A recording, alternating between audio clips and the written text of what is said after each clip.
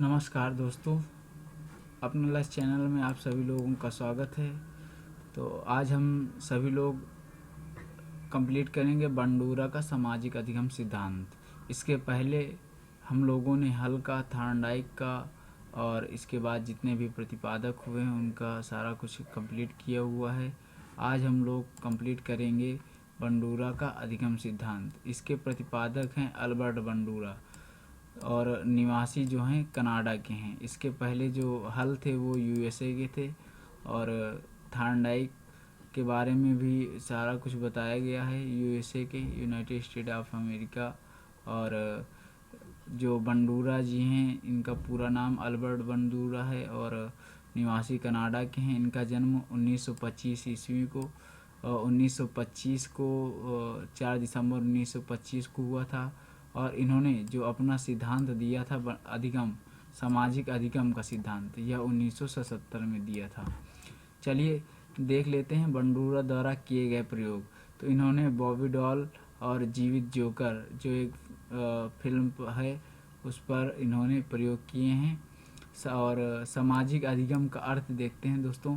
दूसरों को देखकर उनके अनुरूप व्यवहार करने के कारण वह दूसरों के व्यवहार को अपने जीवन में उतारने तथा समाज द्वारा स्वीकृत व्यवहारों को धारण करने तथा अमान्य व्यवहारों को त्यागने के कारण ही सामाजिक अधिगम कहलाता है। तो इन्होंने बताया हुआ है कि दूसरों को देखकर उनके अनुरूप व्यवहार करने के कारण वह दूसरों के व्यवहार को अपने जीवन में उतारना। देखिए, इसके पहले जो थार्नडाइक ने अधिगम को बताया है और भी अन्य वैज्ञानिकों ने बताया है कि अधिगम क्या है। तो अधिगम जो है सीखना है। सीखने का तात्पर्य यह है कि आपने अपने व्यवहार में कुछ ना कुछ परिवर्तन कर लेना। जैसे हम अपने से कोई जो आपका एक क्या कह सकते हैं फॉलोअर, जिसको आप फॉलो करते हैं, उसके आपको व्यवहार आपके अच्छे लगते होंगे, उसके व्यवहार आपको अच्छे लगते हैं, जिस कारण से आप उसको लाइक करते हैं और उसी की तरह बनना चाहते हैं।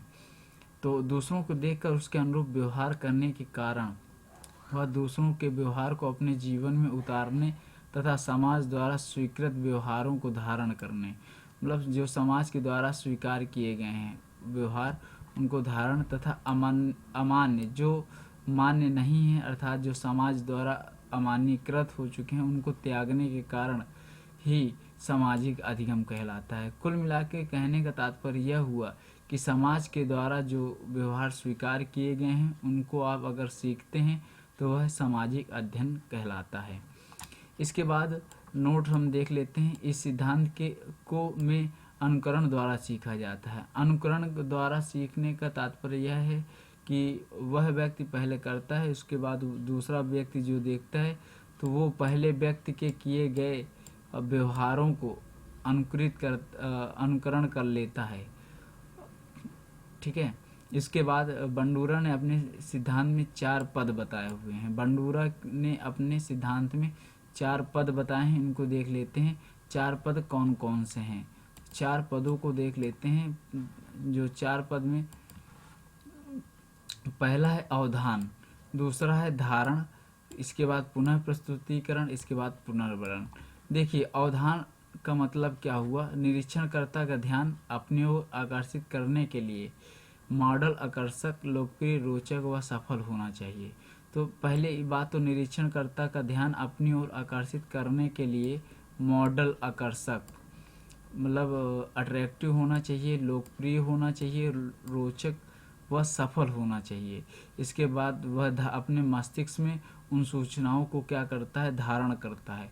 व्यक्ति व्यवहारों को अपने मस्तिष्क में प्रतिमानों के रूप में वह शाब्दिक वर्णन के रूप में ग्रहण कर लेता है। तो जो वह जैसा भी व्यक्ति व्यवहार को देखता है वह अपने मस्तिष्क में उसके जो प्रतिमान है, अर्थात सांकेतिक रूप में, वह क्या सांकेतिक या शाब्दिक रूप में वह मस्तिष्क में क्या करता है? धारण कर लेता है। इसके बाद वह पुनः उसका प्रस्तुतिकरण करता है। जो पहले बालक देखता है उसको वह मस्तिष्क में अपने धारण करता है, इसके बाद उसका वह पुनः प्रस्तुतिकरण करता है, जिसको हम ध्यान से देखकर धारण कर लेते हैं और धारण करने के बाद उसे पुनः प्रस्तुतिकरण करेंगे। तो वह जो पुनः प्रस्तुतिकरण करता है ठीक है। तो उसे पुनः प्रस्तुतिकरण करता है जो उसने पहले अवधान को देखा था और उसको उनके संकेतों को मस्तिष्क में धारण किया था। इसके बाद पुनर्वर्ण, जहाँ सकारात्मक पुनर्वर्ण मिलने पर हम उस कार्य को दोबारा करेंगे और नकारात्मक पुनर्वर्ण मिले उस दोबारा नहीं करेंगे। कहने का तात्पर्य यह हुआ कि कोई भी बच्चा है वह कुछ चीज़ देखता है और अवधान, ठीक है, अवधान का मतलब ध्यान लगाना, तो वह कोई भी चीज़ को ध्यान से देखता है तो वह अपने मस्तिष्क में उनके संकेतों को धारण करता है और धारण करने के बाद वह कहीं पुनः उसका प्रस्तुतिकरण करता है। जब वह उसका प्रस्तुतिकरण करता है तो जो पुनर्बलन अर्थात जो सकारात्मक कह सकते हैं या वो समाज की तरफ से या सामाजिक या किसी भी प्रकार से उसको जो पुनर्बलन मिलता है, अगर वह पॉजिटिव है तो वह दोबारा कार्य करेगा अथवा वह दोबारा कार्य नहीं करेगा अगर नकारात्मक पुनर्बलन मिल रहा है, ठीक है। तो इन्होंने यही बताया हुआ है। इसके बाद मित्रों अगला देख लेते हैं। बंडूरा द्वारा बताए गए सामाजिक अधिगम सिद्धांत में व्यक्ति अपने आप को निम्नलिखित क्रियाओं द्वारा संतुलित रखता है। स्वनियंत्रण अर्थात वह अपने आप को नियंत्रित कैसे रखता है, इसके बारे में देख लेते हैं। तो पहला नंबर वह स्व निरीक्षण, वह क्या स्वतः से क्या करता है, निरीक्षण, अपने आप के व्यवहारों को देखकर क्या करता है, निरीक्षण करता है और उसे विवेकपूर्ण निर्णय लेता है कि यह उचित है या अनुचित है। तो वह खुद ही क्या करता है, निर्णय लेता है। इसके बाद फिर वह अगर जैसा निर्णय आता है तो उसके प्रति वह क्या करता है, स्व अनुक्रिया, वह स्वयं अनुक्रिया करता है। अर्थात अगर वह सकारात्मक पुनर्बलन है तो दोबारा से करेगा, अगर नकारात्मक पुनर्बलन है तो वह नहीं करेगा, ठीक है। तो ये तो पहला स्वनियंत्रण हुआ। इसके बाद स्वनिर्देशन देख लेते हैं। अधिगम कर्ता व निर्देशन द्वारा, अधिगम कर्ता का मतलब क्या हुआ कि जो सीखने वाला व्यक्ति है उसे अधिगम कर्ता बोलते हैं। अधिगम का मतलब सीखना, कर्ता मतलब करने वाला। स्वनिर्देशन, स्वयं निर्देशन, निर्देश के द्वारा अपने व्यवहारों को निर्देशित करने की प्रभावी युक्ति का प्रयोग कर सकते हैं। इसके बाद तीसरा पॉइंट है स्व पुनर्बलन, नकारात्मक व सकारात्मक पुनर्बलन के द्वारा भी व्यक्ति अपने व्यवहारों को निर्देशित कर सकता है। इसके बाद मित्रों आगे देखेंगे सामाजिक अधिगम के शैक्षिक महत्व, इसको देख लेते हैं।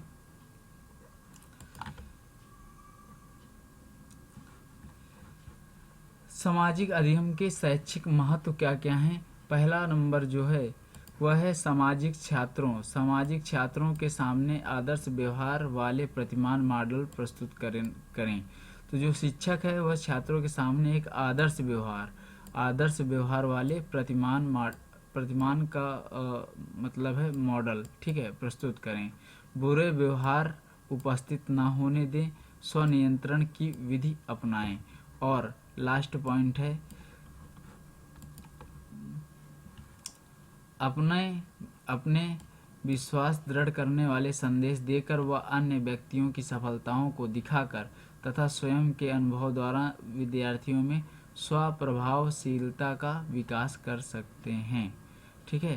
तो ये रहे अधिगम जो बंडूरा द्वारा सीखा गया है और इसे आप बंडूरा का सामाजिक अधिगम सिद्धांत, ये कई बार एग्जाम में आता है कि सामाजिक अधिगम का सिद्धांत किसने दिया है, तो यह अल्बर्ट बंडूरा द्वारा दिया गया है। ये आप इसको अच्छी तरह से याद रख लें। और इसके बाद नेक्स्ट देखते हैं क्रिया प्रसूत का अधिगम सिद्धांत। अब क्रिया प्रसूत का अधिगम सिद्धांत ये B.F. स्किनर जी द्वारा दिया गया है, तो इसको देख लेते हैं। क्रिया प्रसूत का अधिगम सिद्धांत, तो ये हम अधिगम के सारे सिद्धांत पढ़ रहे हैं। हर वैज्ञानिक अभी इसके पहले थार्नडाइक का और हल का अधिगम ये अल्बर्ट बंडूरा का भी देखा। अब इसके बाद क्रिया प्रसूत का अधिगम सिद्धांत ये दिया था B.F. स्किनर ने। अर्थात हम ये कह सकते हैं क्रिया प्रसूत के अधिगम के सिद्धांत के प्रतिपादक B.F. स्किनर हैं। इनका भी जन्म स्थान क्या है, यूएसए है। और सन 1938 में, और इन्होंने क्या चूहे पर 1938 में प्रयोग किया था और कबूतर पर 1943 पर। ये जो डेट रखी है, ये डेट दे रखी है, ये इन प्रयोग की दे रखी है, अर्थात इन्होंने चूहे पर कब प्रयोग किया था और कबूतर पर कब प्रयोग किया था। ठीक है, चलिए नोट इसमें देख लेते हैं। यह सिद्धांत थॉर्नडाइक के प्रभाव के नियम पर आधारित है। दोस्तों, थॉर्नडाइक ने इस 3 मुख्य नियम दिए थे और 5 गौड़ नियम दिए थे। तो जो 3 मुख्य नियम है, 3 में से पहला तत्परता का नियम था और दूसरा जो है थॉर्नडाइक के प्रभाव का नियम। तो ये जो उनके नियम के अंतर्गत आते हैं उनको देखते हैं। तो थॉर्नडाइक के प्रभाव के नियम पर आधारित हैं। कैसे? स्किनर ने अपने आधार पर बताया कि प्राणी सीखते समय 2 प्रकार के व्यवहार करता है।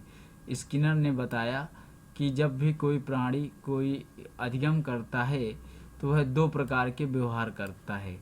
पहला व्यवहार क्या होगा? एक प्रकार के व्यवहार के उद्दीपक की जानकारी होती है, इसे अनुक्रियात्मक व्यवहार और ज्ञात उद्दीपक के प्रति होने वाली अनुक्रिया प्रकाशित अनुक्रियाएं कहलाती हैं। एक तो यह है कि एक प्रकार के व्यवहार में उद्दीपक की जानकारी होती है और उसमें क्या होता है, उद्दीपक के प्रति अनुक्रिया प्रकाशित अनुक्रिया कहलाती है। मित्रों, इनका कहना यह है कि कोई भी उद्दीपक का मतलब यह हुआ कि जैसे थॉर्नडाइक ने उद्दीपक के रूप में मछली का टुकड़ा रखा था, तो क्या हुआ, भूखी बिल्ली ने क्या किया कि जो उद्दीपक को देखकर उसके जो भूख थी वो और जागृत हुई। तो जब वह और जागृत हुई तो क्या हुई, तो इस तरह करके तो उसको उद्दीपक की जानकारी थी। ठीक है, और दूसरे प्रकार के व्यवहार में उद्दीपक की जानकारी नहीं होती है। तो इसमें क्या होता है, इसमें कोई भी उद्दीपक के रूप में कोई भी वस्तु नहीं रखी जाती है। जैसे भूखी बिल्ली के लिए मछली का टुकड़ा रखा गया, इसमें उद्दीपक कुछ भी नहीं रखे, मतलब उसको जानकारी नहीं होगी। इसे क्रिया प्रसूत व्यवहार या और अज्ञात उद्दीपक के प्रति होने वाली अनुक्रिया निकर्मित या उत्सर्जित क्रिया कहते हैं। ठीक है मित्रों, तो स्किनर ने अपने आधार पर बताया कि प्राणी कोई भी अधिगम करता है तो 2 प्रकार के व्यवहार करता है, या तो उद्दीपक की जानकारी होने पे अनुक्रिय व्यवहार करता है या फिर उद्दीपक की न जानकारी होने के बाद क्रिया प्रसूत व्यवहार करता है।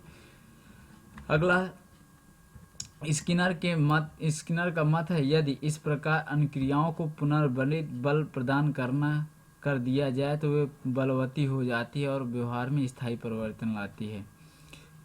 स्किनर का मत यह कहता है कि जो भी अनुक्रियाएं हैं उसको अगर कोई बल प्रदान कर दिया जाए तो व्यवहार में एक स्थायी परिवर्तन ला देती है।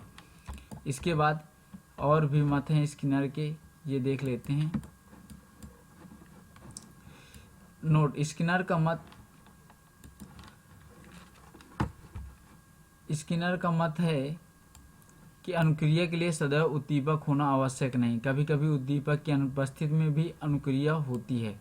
इसमें क्या है, देखो, एक पावलोव के कुत्ते से हम समझते हैं कि उद्दीपक के रूप में रोज खाना दिया जाता है। पहले खाना देने के पहले बेल बजाई जाती थी, इसके बाद खाना रखा जाता था। तो इसमें क्या हुआ, एक तो उद्दीपक पहले दिया जाता था, इसके बाद क्या हुई, उसको क्या किया गया कि सिर्फ पहले उसको बेल बजा दी जाती थी और उसको भोजन नहीं दिया जाता था। तो जब बेल बजा दी जाती थी, भोजन नहीं दिया जाता था, तब भी उसके मुंह से क्या होती थी, लार टपकती थी। तो यही समझाने का प्रयास स्किनर ने किया हुआ है।